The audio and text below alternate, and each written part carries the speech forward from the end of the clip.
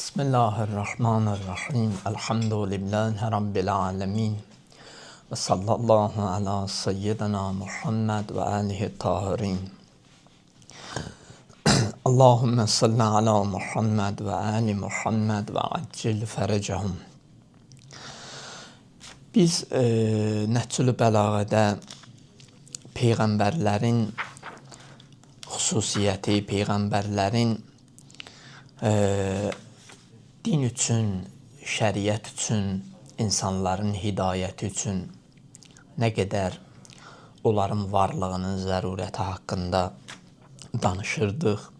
Və yenə də elə peyğəmbərlərin, ilahi övliyaların bəşəriyyət üçün, insanlıq üçün varlıqlarının zərurətindən danışacağıq ki, 13-cü hissə buyurur ki, nöqsan sifətlərdən münəzzəh olan Allah öz vədini yerinə yetirmək, peyğəmbərliyi o həzrətlə yekunlaşdırmaq üçün Allahın rəsulunu sallallahu aleyhi və alihi və səlləmi peyğəmbərliyə seçdi. Bu, mən tərcüməsini oxuyuram da, ərəbini oxumadım ki, ərəbidə İlə ən bə'asallahu subhanahu Muhammedən sallallahu aleyhi və alihi لإنجاز عدته وتمام نبوته مأخوذا على النبيين ميثاقه مشهورة سماته كريما ميلاده وأهل الأرض يومئذ ملل متفرقة وأهواء منتشرة وطرائق متشتتة بين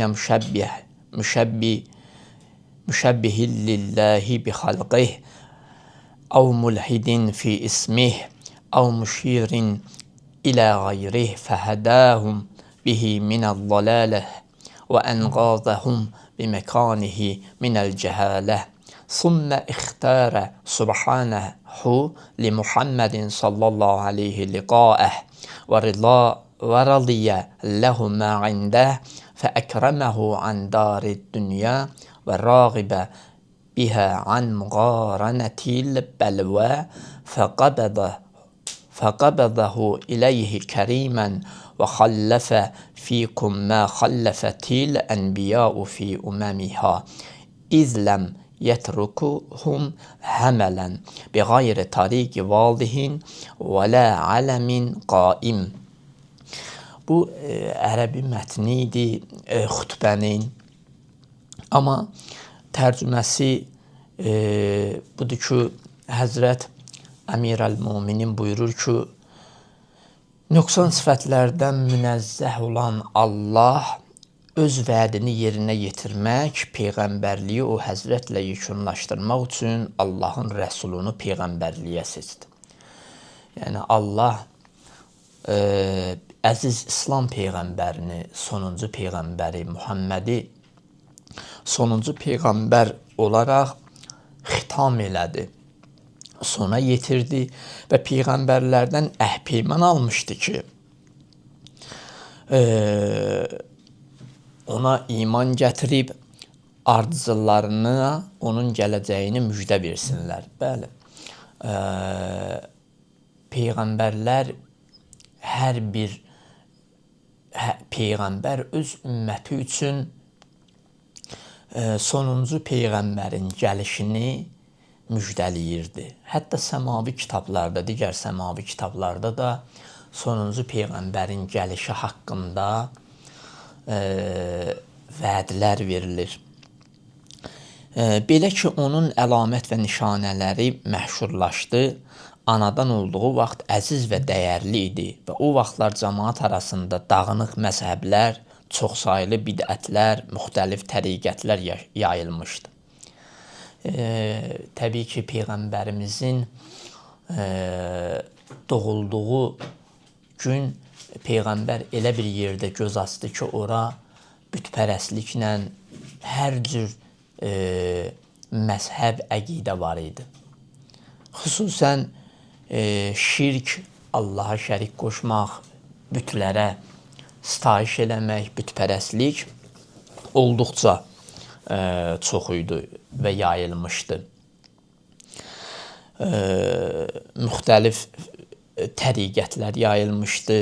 Peyğəmbər gəldi belə bir cəmiyyətdə, belə bir yerdə təvhid anlayışını, təvhid inancını insanlara aşıladı və insanları şirkdən təvhidə çəkdi və dedi ki, Allahın ayəsinə qulu la ilahe illallah tuflihu. Deyin la ilahe illallah, Allahdan başqa məbud yoxdur. Tuflihu, nicat tapın, xoşbəxt olun. Və Həzrət Əmir əl-Möminin bu məsələlərə toxunur ki, indi biz bu xutbənin şərhində müfəssəl şəkildə bu məsələləri izah eləyəcəyik. Bəziləri onun adını bütlərə qoyurdular. Yəni öz yaratdıqlarına bənzədirdilər. Yəni Allah dediklərini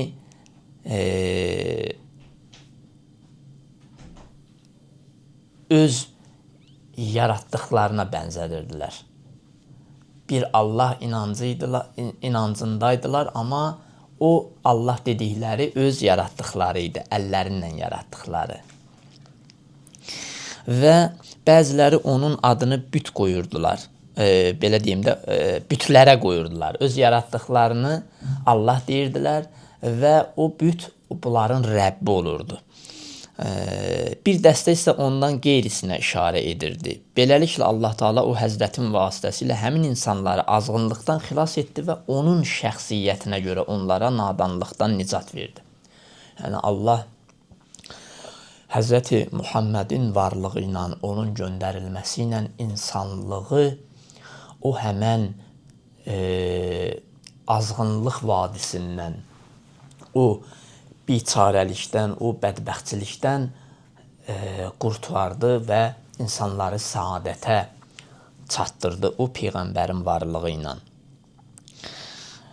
Sonra Allah Taala o böyük şəxsiyyətə öz yaxınlıq və rəhmətinin ən yüksək dərəcəsini əta etdi.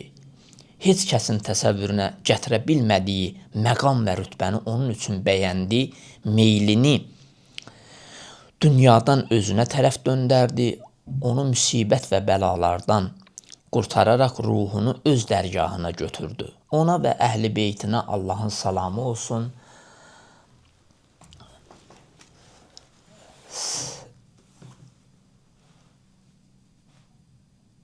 Bəli. Və sələfi olan peyğəmbərlərin öz ümmətləri arasında qoyduğunu sizin aranızda qoydu. Çünki peyğəmbərlər onları aydın, yolsuz və aşkar nişanəsiz öz başına buraxmamışlar. Bu xütbənin tərcüməsi idi. Baxın, şərhi və təfsiri bu xütbənin indi genişdir. Mərhələ-mərhələ oxuyacağıq, bölüşəcəyik. Əvvəla Peyğəmbərin məbus olmağı ilə sanki insanlıq həyat tapdı. Peyğəmbərin seçilməyi ilə, Peyğəmbərin göndərilməsi ilə insanlıq öz dəyərlərinə tapınmış oldu. İnsanlıq elə ülvi dəyərlərə çatdı ki, hətta Peyğəmbərin varlığı onlara özlərində olan bütün insani keyfiyyətləri başa sala bildi. Məsələn, Peyğəmbər elə bir cəmiyyətdə göndərildi ki, o cəmiyyətdə məsələn, qız övladlarını diri-diri bastırırdılar. Çox təkəbbürlü bir qövm idi və bütpərəstlik olduqca çox idi. Hamı bir daşa, bir bütə sitayiş eləyirdi. Amma Peyğəmbər gəldi, bütün bu məsələləri kökündən həll elədi. Allah inancı ilə. Və Həzrəti Əli əleyhissalamda xütbənin bu hissəsində 4 məsələyə işarə eləyir ki, birinci məsələ İslam Peyğəmbərinin besətidir. Və o Həzrətin bəzi xüsusiyyətləri, fəzilətləri, nübüvvətinin nişanələridir. ki, Peyğəmbərin göndərilməsi və o həzrətin bəzi xüsusiyyətləri ki, onda olan fəzilətlər, hamısı onun nübüvvətinin bir göstəricisi idi. Peyğəmbər öz ali kimliyi ilə, öz pak mənəviyyatı ilə, Allaha olan bağlılığı ilə, Allaha olan o inancı ilə insanları saadətə çatdırdı. Həzrət Əmir el-Möminin də buyurur ki, bu xütbənin birinci məsələsi budur ki, öz xütbəsində bunu Həzrət buyurur da, Allah o Həzrətin beysəti və o Həzrətin xüsusiyyəti və fəzilətləri ilə insanlığı saadətə çatdırdı. Və Həzrətin bu xütbəsində ikinci məsələ budur ki, o Həzrətin beysəti zamanı, onun məbus olduğu zaman, dünyanın dini və etiqadı azğınlıqları baxımından vəziyyəti insanların bu zülmətdən Muhammed nuru vasitəsilə xilas olmasıdır. Yəni, o qədər azğınlıqdaydılar, o qədər zəlalətdəydilər ki, Peyğəmbərin o əzəmətli varlığı ilə, onun nuru ilə insanlıq xilas oldu. İnsanlığı xilas elədi əziz Peyğəmbərimiz. Və bu xütbənin üçüncü məsələsi budur ki, Peyğəmbərin dünyadan köçməsinə Həzrəti Əmir el-Möminin işarə edir. Ki, bunları bircə hamısını oxuyacaq. Dördüncü məsələ o Həzrətdən qalan irs. Yəni, Quran-ı Məciddir. Peyğəmbərin irsi Quran-ı Kərimdir. Məsələn, birinci məsələdə buyurur ki, ilə ən bə'asallahu subhanahu Muhammedun sallallahu aleyhi və alihi li incaz adətihi və təmami nübüvvətih. Buyurur ki, bu vəziyyət davam edirdi. Belə ki, o ərəblərin vəziyyəti davam edirdi. Nöqsan sifətlərdən münəzzəh olan Allah öz vədini yerinə yetirmək. Allahın bəşəriyyət üçün, insanlıq üçün bir vədi var. Ki, insanlıq Allaha tapınsın, Allaha çatsın, ləzzətli və xoşbəxt yaşasın. Hidayət olsun. Allahın hədəfi budur. Amma Allahın bütün hədəfləri, istəkləri onun göndərdiyi, seçdiyi müqərrəb bəndələrin vasitəsi iləndir. Peyğəmbərlərin, ilahi övliyaların vasitəsi ilə. Allah öz vədini yetirmək, Peyğəmbərliyi o həzrətlə yekunlaşdırmaq üçün Allahın rəsulunu Peyğəmbərliyə seçdi. Allah elə bir Peyğəmbər seçdi ki, onun vasitəsi ilə insanlıq qurtuluşa çatacaqdı, saadətə qovuşacaqdı. Və burada da Həzrət ona işarə edir. Və Allah öz hədəfini, öz istəklərini o Peyğəmbərin məbus olmağı ilə, onun seçilməyi ilə tamamladı. Və sonra Həzrətin fəzilətlərinə Əmir el-Möminin, yəni Həzrət Peyğəmbərin elə deyim də bir hissə fəzilətlərinə işarə edir. Ki, buyurur, məxuzən alən-nəbiyyinə misaquh. Peyğəmbərlərdən əhd-peyman almışdı ki, ona iman gətirib, ardıcıllarına onun gələcəyini müjdə versinlər. Bəli, Allah Peyğəmbərlərindən əhd-peyman almışdı ki, o sonuncu gələcək Peyğəmbər haqqında insanlara xəbər versinlər. Ki, o gələcək və insanları təvhid inancı ilə Allaha çatdıracaq. Və buyurur ki, məşhurətən simatuhu kərimən miladuh. Belə ki, onun əlamət və nişanələri məşhurlaşdı. Bəli, Peyğəmbərin bütün əlamətləri və nişanələri məşhurlaşdı ərəblər arasında. Sən rahiblər, digərləri, xristiyanlar, hamısı bilirdi ki, belə bir Peyğəmbər gələcək, onun gəlişi ilə filan hadisələr baş verəcək. Və Peyğəmbər anadan olduğu vaxt əziz və dəyərli idi. Bəli, o Peyğəmbərin anadan olan zaman çox əziz və dəyərli idi. Baxın, ola bilər ki, bu ibarə onun valideynlərinin, əcdadının əzəmətinə, hörmətinə, yaxud onun dünyaya gəldiyi zaman bəşəriyyətə bəxş olunan bərəkətə işarə olsun. Ola bilər ki, Həzrəti Əmir-əl-Möminin bu ibarədə Həzrəti Peyğəmbərin ata-anasına, onun əcdadına, əcdadının hörmətinə, yəni əzəmətli olmağına bir işarə olsun hər bir halda.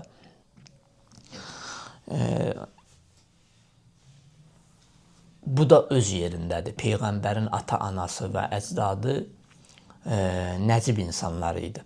Amma Peyğəmbər dünyaya gələndə müəyyən hadisələr baş verdi. Məsələn, qeyd edirlər tarixdə, Həzrət dünyaya gəldiyi zaman Kəbə evində bütlər yıxıldı, Fars atəşgahı söndü. Bu vəd olunmuşdu və bu hadisələr də hamısı həyata keçdi. Və bir qrup insanın pərəstiş etdiyi Savə gölü tamamilə qurudu.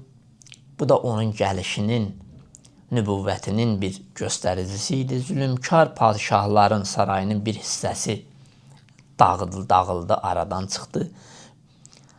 Və bu onu göstərirdi ki, təvhid, mübarizə və şirk yolunda yeni əsrin başlanması artıq görünmək üzrədir. Artıq Peyğəmbərin məbus olmağı ilə, onun seçilməyi ilə, hətta onun doğumu ilə, onun dünyaya göz açmağı ilə bu hadisələrin baş verməsi bir xəbər verirdi ki, artıq yeni əsr başlanır. Peyğəmbərlə yeni bir həyat, yeni bir nurani ilah anlayışı ilə olan bir həyat başlayır. Və sonra Həzrət buyurur ki, və əhlül ərzi yevmə izin miləlun mütəfərriqəh və əhvəun müntəşirəh və təraiqu mütəşəttitəh. Və o vaxtlar cəmaat arasında dağınıq məzhəblər, çoxsaylı bidətlər, müxtəlif firqələr yayılmışdı. Bəli, belə bir cəmaat arasında yayılan dağınıq məzhəblər, çoxsaylı bidətlər, müxtəlif təriqətlərin yayılmasına baxmayaraq Peyğəmbər bunların hər biri ilə mübarizə apardı və öz mübarizəsində də qalib oldu. Tamamilə bütün bütpərəstliyin qarşısını aldı, məzhəblərin, ixtilafların, firqələrin qarşısını aldı və Allah inancını insanlar arasında yaydı.